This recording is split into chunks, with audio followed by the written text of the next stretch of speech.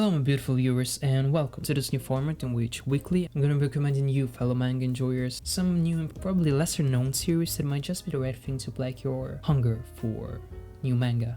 Now in today's video I'm going to be talking about these two very different series. The first one being a relatively new manga series called Soloist in a Cage, written by an author called Shiro Moria. And the second one is going to be a bit of an older one, just Girl on the Shore, by none less than the absolute genius that is Inyo Asano. So if you want to know more about these manga series and find out whether there's something you might enjoy, be sure to stick around till the end. Also, if you end up enjoying this video, don't forget to leave a like and subscribe to the channel. So as I said before, the first series I'm going to be talking about is called Soloist in a Cage. This one, as I already said, is a fairly recent series that, for whatever reason, nobody gave a fuck about. It's written by Shiro Moria, honestly a known author that hasn't done any other series prior to this one. It started serialization in September 2018 and it ended in June 2021, making it a very short story. As a matter of fact, it only has 3 volumes, making it obviously a very easy read, both time consuming and money wise.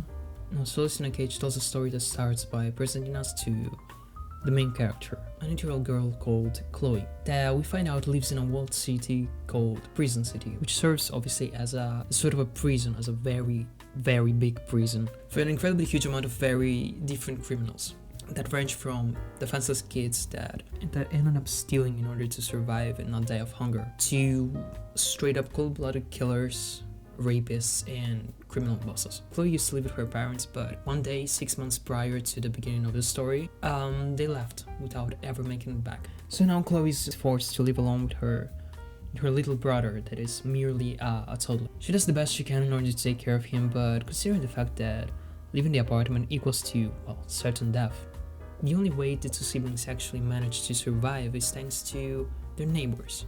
3 men that we later find out are considered extremely dangerous criminals that, once discovering that their neighbors were 2 little kids, well, they decided to often leave food and water by their door in order to help them survive.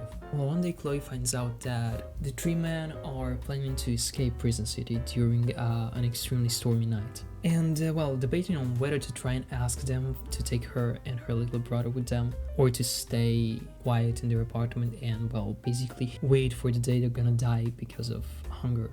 At the very last minute, she makes up her mind, and well, she decides to run away with them. But her intrusion in their very delicate plan causes, first of all, them to get noticed by the guards that start to shoot at sight. And then because of that and all of the chaos that caused, she loses her little brother that falls in the darkness, landing somewhere near the base of the wall. Now at this point, the 3 men decide to take Chloe with them to train her so that one day she'll be able to come back to Prison City and find her little brother that is hopefully still alive. Well, as I usually like to do, I kinda started to read this manga without searching for any type of information prior to starting it. And well, I gotta say that the first thing that actually made me think that, well, this manga was probably worth talking about in this video was the art style. Soloist in a Cage has probably some of the best art I've ever seen in any manga I've read up to this point. I mean, let's be honest, I have read like a fair amount of manga, and yeah, I gotta say that I have probably never seen such beautiful art as Soloist in a Cage has.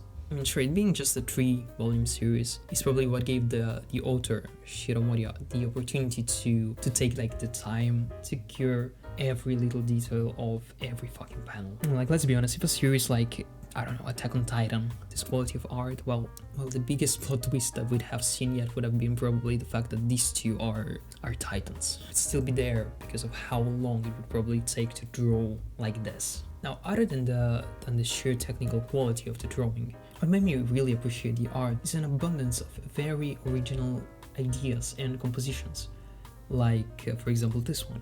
Because I mean, I've never really seen any mangaka that would draw characters, managing to give them such a volume and motion just by using curved strokes, white and black. Look, it looks so simple, yet it's so dynamic. The characters as well are probably some of the most detailed human beings I've ever seen in a manga. Like, to be honest, the amount of detail that Shiro Moria managed to draw is fucking astonishing. I don't even want to think about how long did it take to draw every single panel, and prior to that, to get the idea, the composition of it, the positions of the characters, the lighting and shit. But well, the same thing can be said about the environments.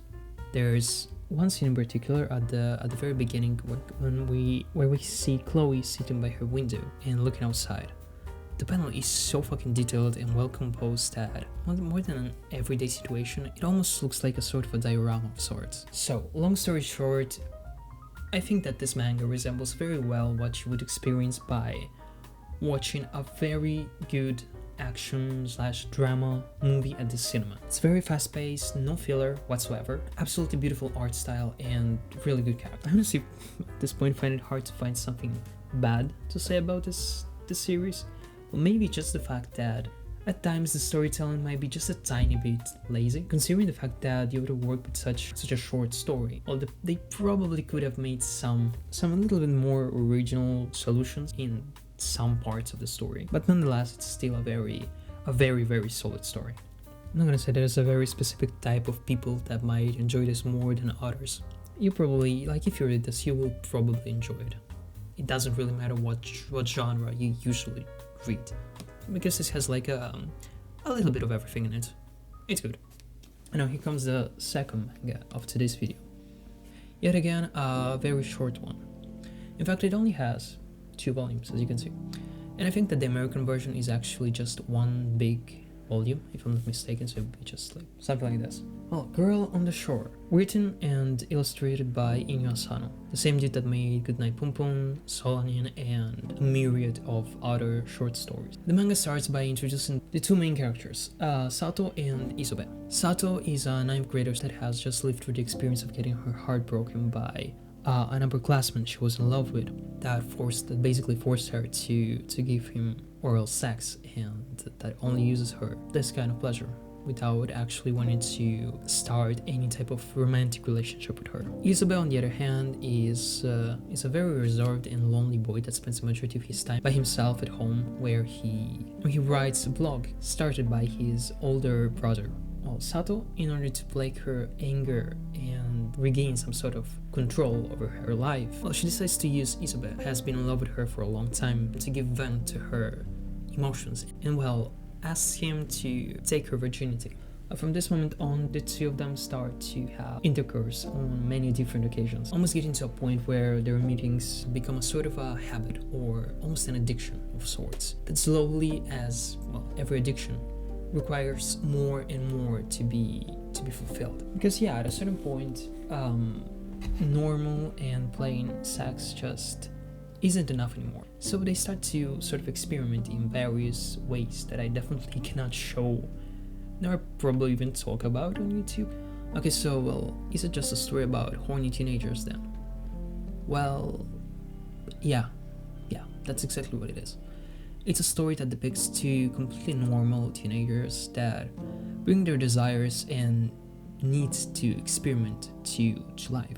They experiment with emotions, they experiment with feelings that they have never felt yet in their life.